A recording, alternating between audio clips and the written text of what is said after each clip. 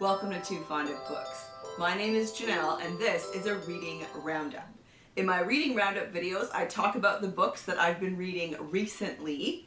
Now, I need to say at the beginning here that I've got a bit of a cold. So if my voice sounds different or, if I start coughing, that's why. It's just a bit of a cold.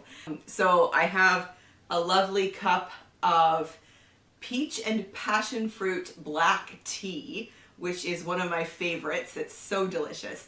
So this hot beverage will help soothe my throat as I talk about some books. So at the beginning, I would like to talk about 3 ebooks that I read for review, and then I'm going to slip in a video that I pre-recorded with some books that I had to take back to the library.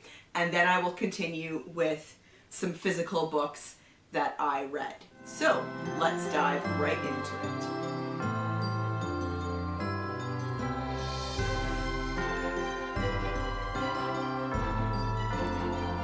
it. Okay, so first up, the book that I read for review from, now these are from Book Sirens or NetGalley.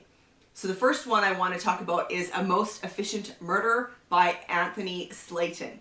This is a historical mystery that I really, really enjoyed. I actually gave this one 5 stars. It was just a lot of fun to read. It's the first in the Mr. Quayle series. And here's a quote. "There appears to be a body in the garden." This, of course, is the butler talking to the Earl who lives in this house. This is a 1920s country house mystery that was so much fun to read. Lord Unsworth is hosting a party to celebrate both the opening of his newly renovated wing, which houses his collection of medieval artifacts, and his niece Fanny's 18th birthday. The party comes to an abrupt halt when a body is found in the grounds. As the investigation begins, the reader is brought along with both the inspector on the case and Mr. Quayle, Lord Unsworth's secretary. And I really liked having both perspectives, having the insider amateur sleuth perspective and the outsider professional detective perspective. I thought that was really clever. This mystery was well paced, with just enough clues peppered throughout to give the reader a chance to solve the murder, which I did. Well done, me. I got worried for a minute there because I was pretty sure I knew who it was, and then it was really, really leaning in a different direction, and I thought, oh no, did I get it wrong? But no, I didn't get it wrong. There were plenty of secrets and lies and red herrings to confuse the issue, and I just really, really enjoyed it. In a nod to Golden Age mysteries, there was a character list at the beginning and a gathering of suspects at the end, which is something that I really enjoy in a mystery. So yeah, I really enjoyed this historical mystery, and I look forward to the next Mr. Quayle mystery. Next up, I read Beneath the Surface by Heaton Wilson. This is another one that I quite enjoyed, and I gave 4 stars. This is the 4th in the DCI Jane Birchfield investigation series. And this book, as I was reading it, I realized that there was this big theme of connections and coincidence. So my question with this book is, are connections ever just a coincidence?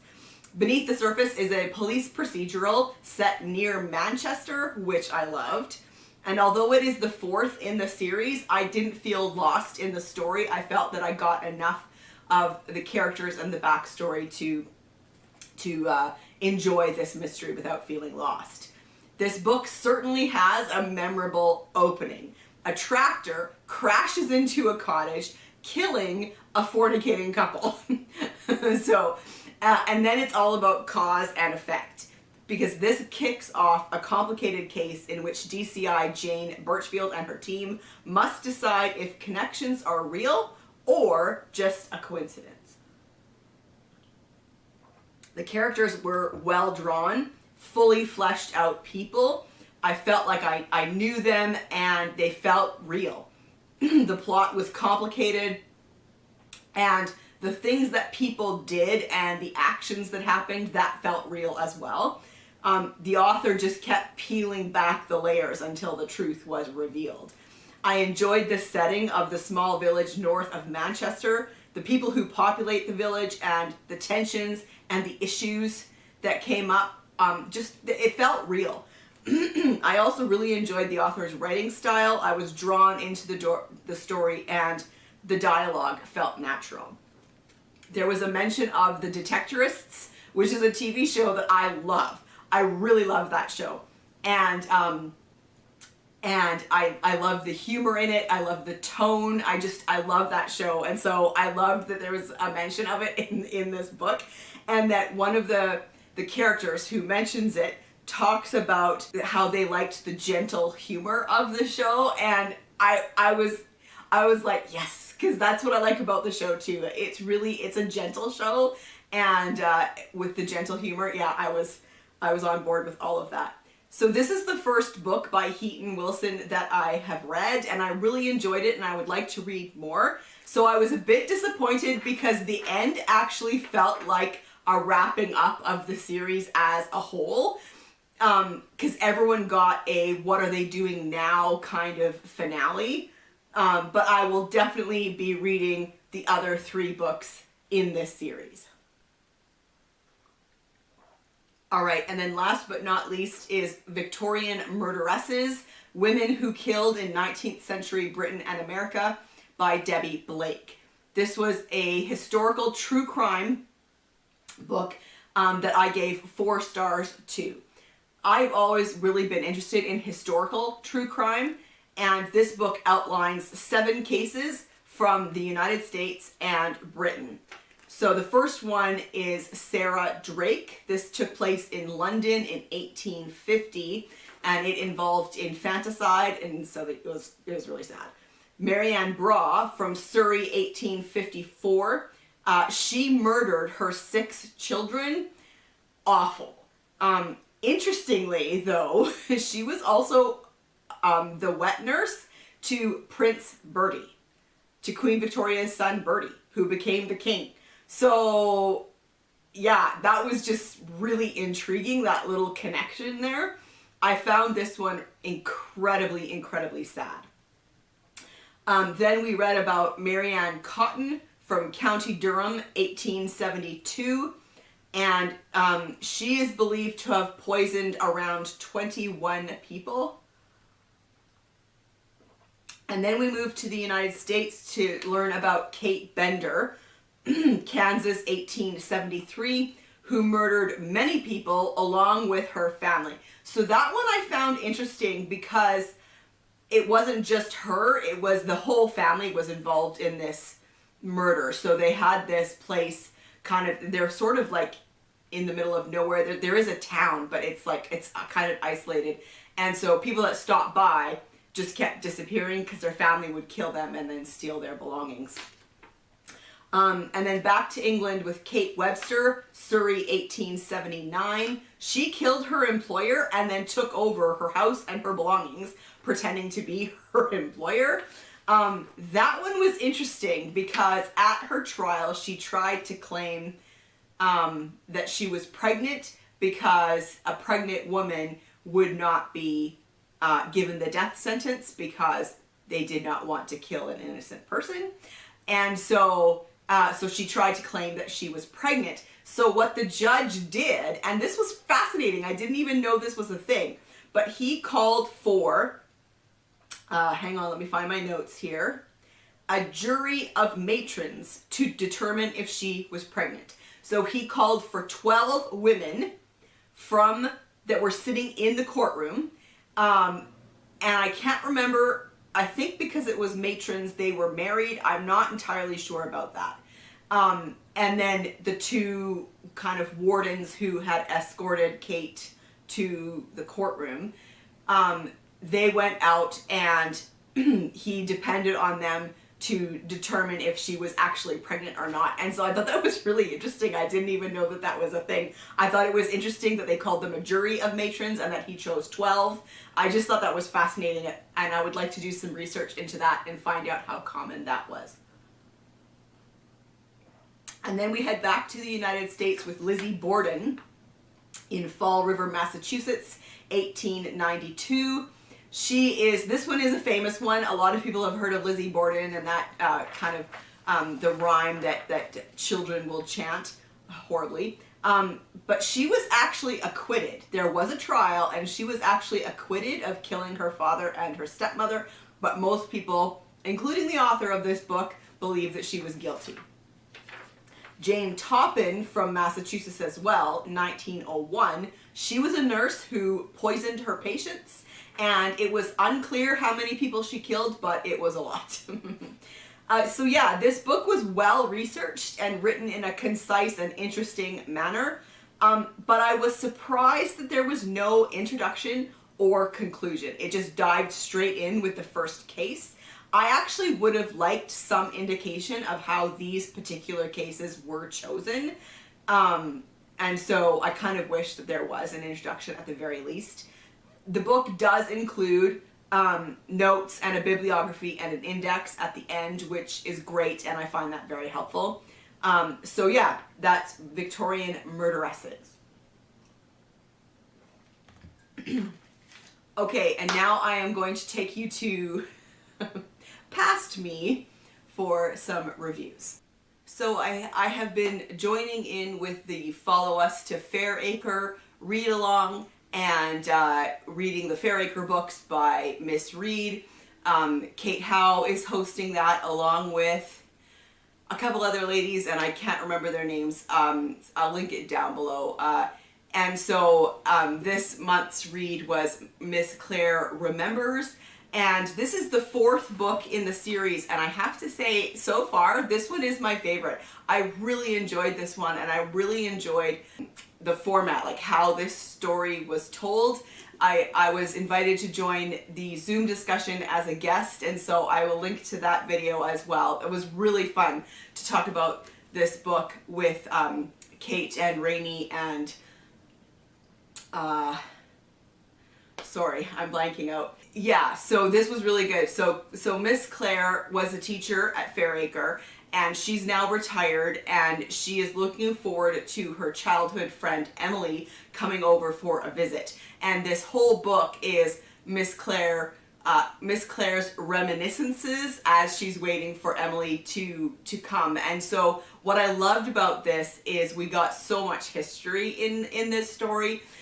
Miss Clare was born in the Victorian time period, and then we got, you know, the Edwardian time period, and the Titanic, and the First World War, and the Second World War, and I just loved that. I loved all the history that was included in this story. I also just adore the way that Miss Reed writes. It's just very gentle and cozy, and I really, really, really enjoyed this one. Okay, next up, I read the 2nd book in the Electra McDonnell series. This is The Key to Deceit by Ashley Weaver. This is a historical mystery set during World War II in London. And I did really enjoy this one, but I have to say I enjoyed the first one better. There's a trope in here that I am not a fan of, and it's a pretty big part of the story, so, you know, I don't really like that. But in this one, Ellie is called upon by Major Ramsey to help him out when a woman's body is pulled from the Thames, and she has a bracelet locked onto her wrist, and there's a cameo attached to it. So initially, Ellie is just asked to unlock the bracelet. But of course she gets involved with what's going on, and it turns out that there is a spy ring connected to Germany. So I love that element of these books, that there is, you know, that element of spies during the war, which I always really enjoy reading about. And I like the character of Ellie and her, you know, her criminal family. I do really enjoy that. So I enjoyed this one, but I didn't love it because of that trope. Okay, I've also been rereading the Grant series, the Grant County series by Karin Slaughter, and I read them slightly out of order because I already read Genesis, and then I realized I did it out of order, so I went back and I read Faithless. And I've read this now 2 or 3 times, and I have to say this is my least favorite in the series. I did still enjoy it. I really enjoyed Karin Slaughter's books, but this one I would say is my least favorite in the series. Sarah and Jeffrey are walking in the woods when Jeffrey trips over what turns out to be a pipe buried in the ground, and they are pretty sure that it's some kind of an air vent, and so they dig and they find a woman buried in a box under really bizarre circumstances, and so then of course they investigate. So I did enjoy it, but it is like I said, my least favorite in the series. And then I read, because I've also read the Will Trent series, and at some point the 2 series connect, and so before I read the last book of the Grant County series, I want to read, I think it's the first 2 books of the Will Trent series before they combine with that last book. So I started a reread of the Will Trent series with Triptych, and I really liked this. This was set in Atlanta, Georgia, and we meet Georgia Bureau of Investigation agent Will Trent, who is assigned to help the police with an investigation because there have been multiple women murdered and their tongues have been bitten off, which is really gross. And so I really enjoyed this. I really like the character of Will Trent. He is very complicated, and he had a really, really hard childhood, a really complicated character, but yeah, I really enjoyed this, and so I enjoyed this reread as well. Okay, welcome back. I have 5 books now to talk about. I'm sorry, this is going to be a longer reading roundup, but that's okay. I read Death Around the Bend by T.E. Kinsey. This is the next for me in the Lady Hardcastle series. I love this series so much. Historical mystery set in the Edwardian time period. This one is a country house mystery because Lady Hardcastle is invited to Lord Riddlethorpe's estate for a week of motor racing and parties. He's kind of been bit by the motor racing bug, and he has built a track on his estate. And so Lady Hardcastle and her lady's maid Flo go to this estate. I enjoy that this series is told in the first person from Flo's perspective. I love that. She comes into the room to find Lady Hardcastle reading The Woman in White. Love that. That's awesome. There's 2 things that I love especially about this series. One is the banter between Lady Hardcastle and Flo. It's fantastic. I love it. And the second thing I love in this series is the use of words, the love of words. And mostly Lady Hardcastle, but Flo and a few other people as well. And even you can tell, even just the author loves words and loves playing around with words. So here's an example. I think this is Lady Hardcastle says, a substantial array of gentacular comestibles. So I had to double check, but gentacular is not a real word. Lady Hardcastle made it up, but I love that. And there was another one here. Somebody said malingering poltroons, which is fantastic. So someone who malingers is someone who pretends that they're sick, usually to avoid work. And a poltroon is a wretched coward. So it's just great. I really love it when the words in a story are lush, and I feel like that's the case with this one. So I really did enjoy Death Around the Bend. It was a good mystery and a great continuation in the series. I also read The Shadowy Horses by Susanna Kearsley. Now, I am not going to talk about that in this video, however, because this is one of the books that was in my 5-star prediction video. So you have to wait for my final video to see what I thought of this book. But I wanted to mention that I buddy read this with Miriam from Miriam Elizabeth Reads. and I loved buddy reading it with her. It was such a great buddy reading experience. We had some great conversations about this book, and so you will have to wait to find out what I thought about the Shadowy horses. And I read The Missing Heiress by Karin Charlton. This is the first in the Detective Lavender series. This is historical mystery set in the Regency time period. Detective Lavender works at Scotland Yard, and he gets called up to Northumberland, where a woman has gone missing from her isolated home, and he is there to investigate. I enjoyed this one, but I didn't love it because it was really dark and gritty. The tone was really dark, and it was quite gritty, and it was just a titch too much for me. I don't mind a little bit of that, but not too much. As I was reading it, I was thinking this feels more like Wuthering Heights than Jane Austen. So that'll give you a bit of a hint of what that kind of mystery was like. But it was good.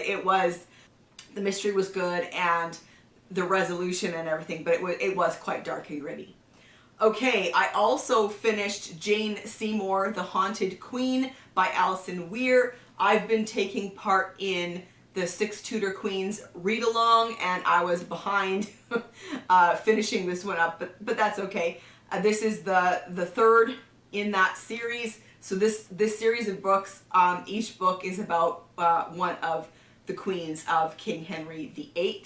And I was interested in this one because Jane Seymour is one of the queens that I really didn't know very much about. And I did enjoy this one. I did this as a buddy read with Carolyn from Carolyn's Reading Ramblings. And we're still talking about it because she hasn't quite finished it yet. And so we've had some great discussions about this book. And yeah, I'm enjoying this buddy read as well because we're just having some really great discussions. I really enjoy the way that Alison Weir writes these books. She stays pretty true to the historical events, to what we know, and when she guesses, she doesn't go too far off, the deep end when she does make guesses. One thing that I really enjoyed was that she included author's notes at the end that told us what was historically accurate, what was a guess, and what was just straight fiction. Because this is historical fiction, and there are going to be certain things where you're going to have to make a guess. But ultimately, I did really enjoy this read, and I'm especially enjoying buddy reading it with Carolyn. Okay, and then last but not least, I read Date with Poison by Julia Chapman. This is the next book for me in the Dale's Detective Agency series. This is book number 4, I think, and I really enjoyed it. I really love this series. This is a modern day series set in the Yorkshire Dales. I love the setting. I really like the characters, and the cases are always really interesting. So in this one in particular, someone is poisoning pets in their village of Bruncliffe. Mostly dogs, but not only dogs. And so Samson and Delilah are investigating who is poisoning the animals. Now, there is another huge storyline in this book, but I can't talk about it because it is part of the overarching plot that runs throughout this entire series. So this is a series that you definitely should read in order because there is a big overarching plot that runs through the entire series. So because of that, that's all I'm going to say. But I love this series. I really do enjoy this series. The setting in particular, the characters are great, and I'm really looking forward to the next one. So there you have it. That is what I have been reading recently. I would love to chat with you in the comment section down below. If you've read any of these books, let's chat about them. And if you haven't read a book but it's piqued your interest, I would love to hear about that as well. And I will see you for another video soon.